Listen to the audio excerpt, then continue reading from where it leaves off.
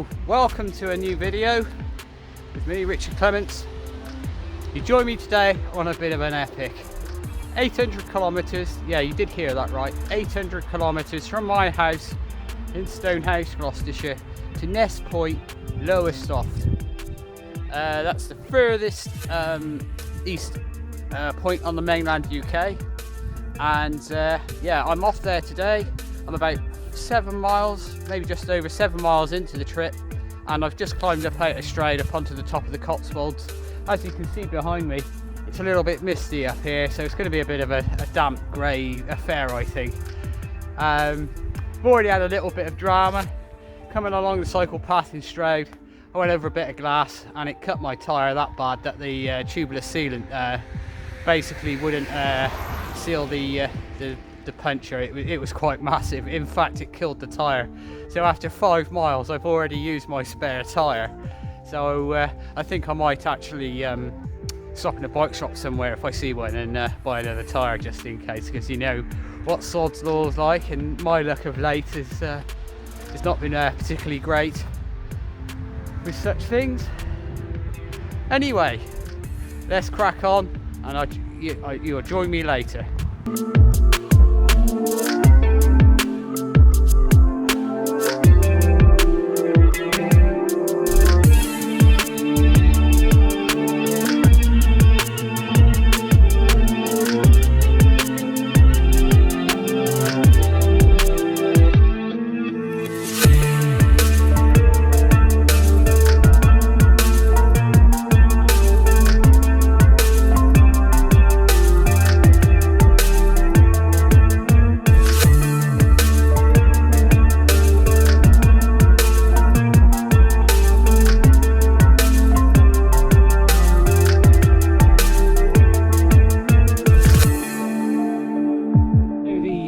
First 80 kilometers of this route is pretty lumpy. I'm going down through the over the North Cotswolds, and it's just a series of sort of valleys. So I'm going across the grain. Of course, you're going down, back up the other side, down, up the other side. So yeah, it's pretty lumpy. And it's my average speed isn't that great, although it's above what I need. So that's the main thing.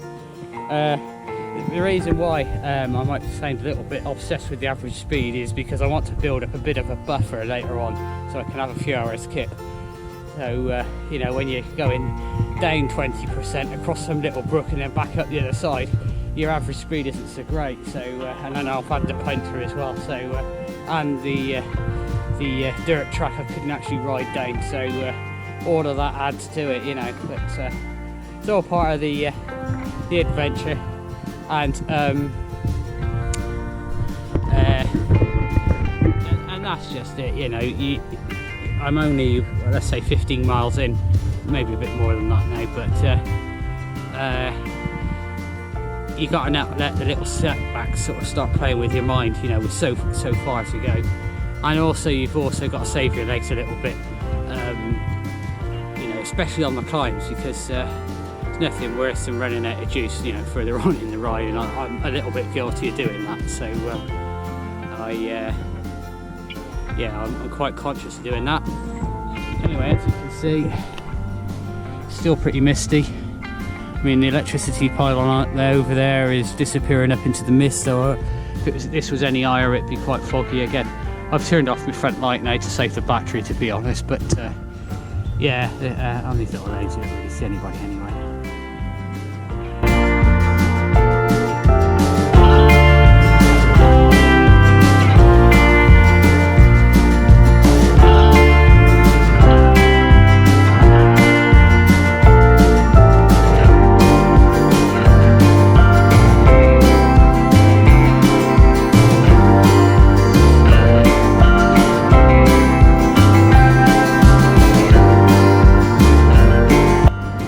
Seems to be lifting now. There's a little bit of blue sky in front and there's a bit of a view as well, so that's good. I'm hoping that it warms up a little bit. I didn't bother putting my leg warmers on, and I think that might have been a mistake, to be honest, but c'est la vie. On to Rodney. Anyway, looks like it's going to be a descent now. Another down the uppie. Been plenty this morning. The good thing is that I'm not far away now from when I drop off the Cotswold Escarpment, and the countryside becomes a lot more benign then. So I'll be able to cover ground a bit quick, but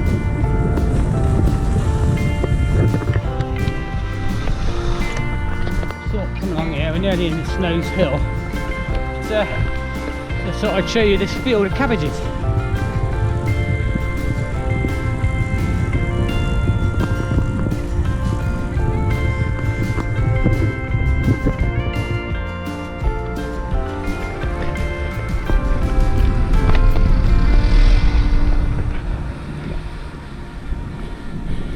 See the farmer turning over the soil.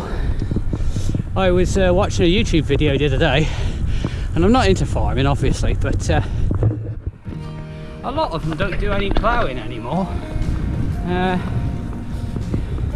mainly because they use up too much diesel.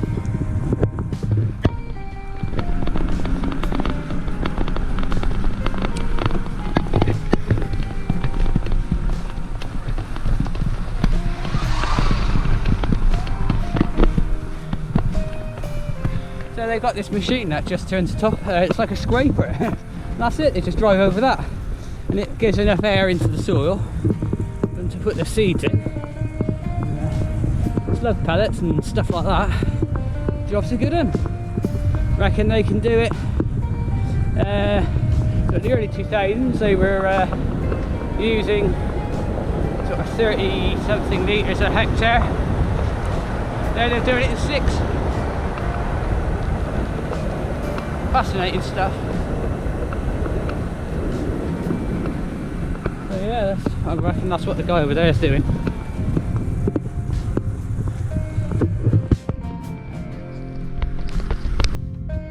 Well, you join me.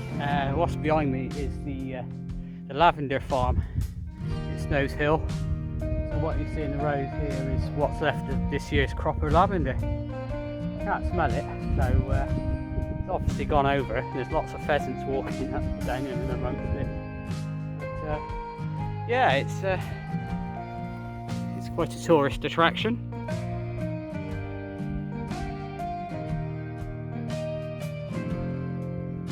The only other place I've ever come across lavender like this is in France, and on that occasion I was in the car. And yeah, the aroma was quite strong, but it's obviously the wrong time of year for it.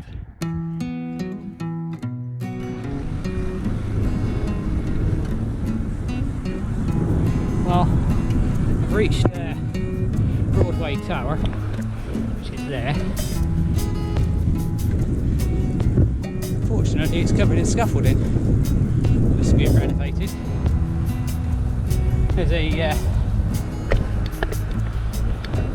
There's a cafe back there, but it was absolutely packed. So I think I'm going to carry on to probably Shixton-on-Stour, which isn't that far away. Stop and have something to eat there. I think I can see my final hill in front now. So there's lights at the end of the Cotswold Lumpy Bumpy tunnel. Anyway, the section that includes the Cotswolds now. So from this point on until I get back to this part of the world, it's just going to be rolling rather than hilly. So I've been looking forward to this off of here, to be honest. At the other side of these trees, you know, you can see Broadway Tower and that in the distance. And it's actually quite a good view. I'm not sure you can see it on this camera, to be honest, but yeah, that section there was quite tough. I took it quite easy for obvious reasons. There's a long way to go, and yeah, forward to flatter routes now.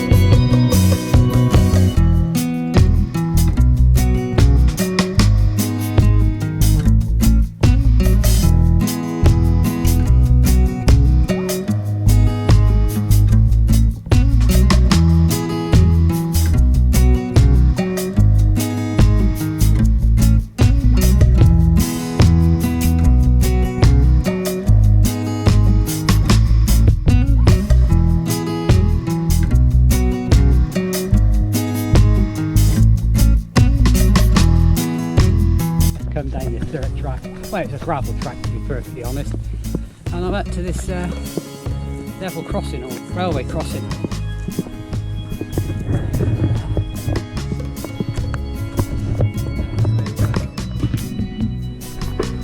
It does look like it's tarmac the other side, so that's good. Although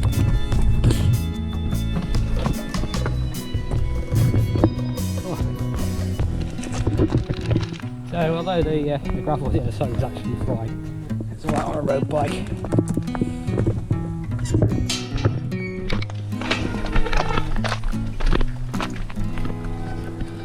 Anyway, yeah, so road goes back to tarmac, so that's good, up this little hill and onwards.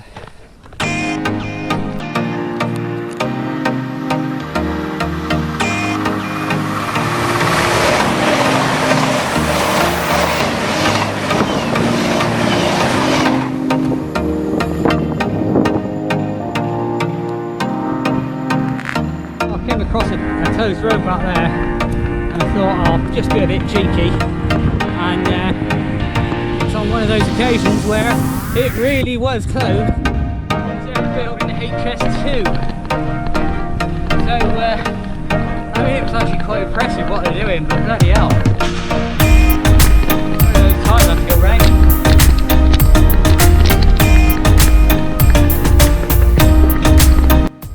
I'm not sure if you can see, but there's a tower in front, and that's Northampton. The time is now 5:30, done at 90 miles, so that's nearly a fifth of the way round, and the average speed has gone up, so that's good. Had a couple of navigational errors, but you know, that's what it is. I say errors, I mean that's as in the planning part of it, rather than me going the wrong way and not noticing. The last one was a ploughed field, and as before that, I think I've already mentioned, that was HS2 being built, so I had to go a slightly different route. But yeah, so that's Northampton.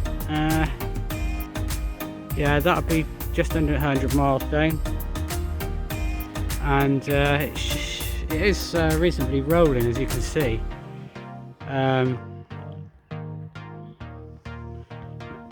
Yeah, it's been a couple of years since I've been out this way, and I seem to remember it being a little bit flatter the other side of Northampton. Anyway, here's hoping. Bit of a progress report. Just crossed over the M1. About 2 miles from Northampton now. I'm going to stop and get some food there, and I'll probably carry on for a bit after that and stop somewhere nice and eat it.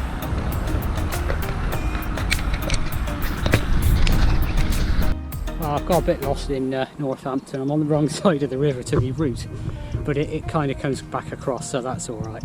I'm on quite a nice cycle path, to be honest. Just thought I'd show you the tower. When we come through here on the Festive 500, there's a Christmas tree that's on the top of that, and this is the first time I've ever seen it in daylight. Well, it's starting to get dark now, but yeah, that's the first time I've ever seen it in daylight.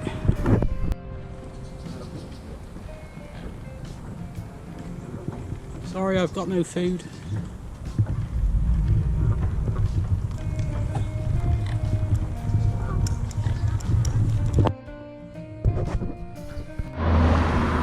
Took me a while to get through Northampton, but I'm out the other side now.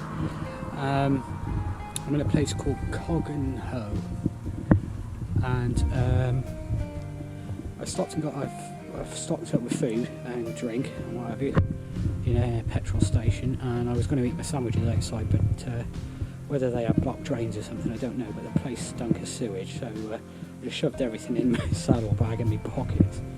I've just carried on along the road, so I'm just going to go and find somewhere to stop, and that's a little bit more pleasant than that, and you know, take it from there. But yeah, it's about 7 o'clock now. Well, it's actually 5 past. Done 104 miles. I've only averaged 10.5, but that's alright. Everything that's gone on today. So yeah, 7,187 feet of climbing so far, and commute said that it was only 14,000 in total, so in theory I've done half the climbing, but it's probably not quite half, because it always underestimates commute does. Anyway, I'm going to carry on and find somewhere to stop to have something to eat. Well, I know you can hardly see me, but just stopped for my food. I picked up in Northampton. Just starting to feel really grumpy, so I better stop in a place called and yeah, so I'm just sat on a bench in the village square, I think, or green or whatever you want to call it, with my food, and I've put my on Steve jersey on now, slightly warmer. I've gone cold, sat here. Yeah, physically I feel pretty good.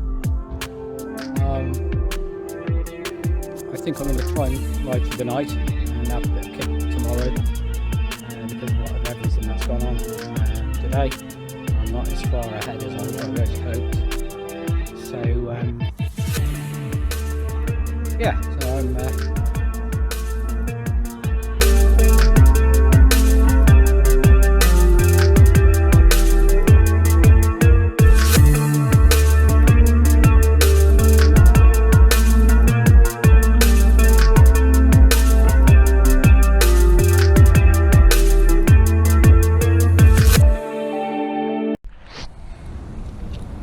well, I'm in Huntingdon bus station. So a big bite to eat.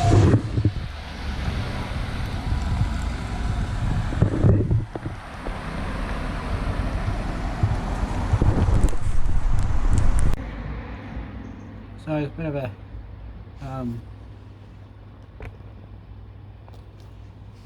situation report. We're just outside St Ives,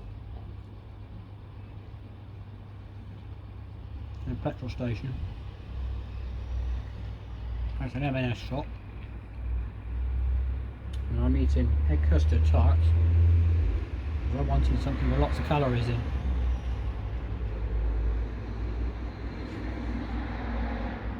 So yeah,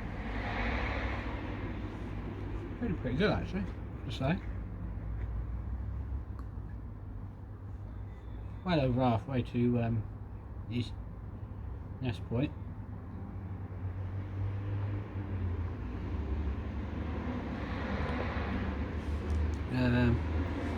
Time is now 11 PM.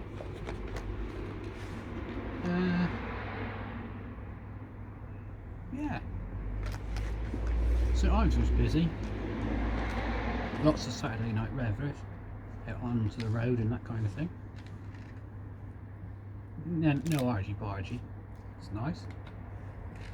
Just lots of them.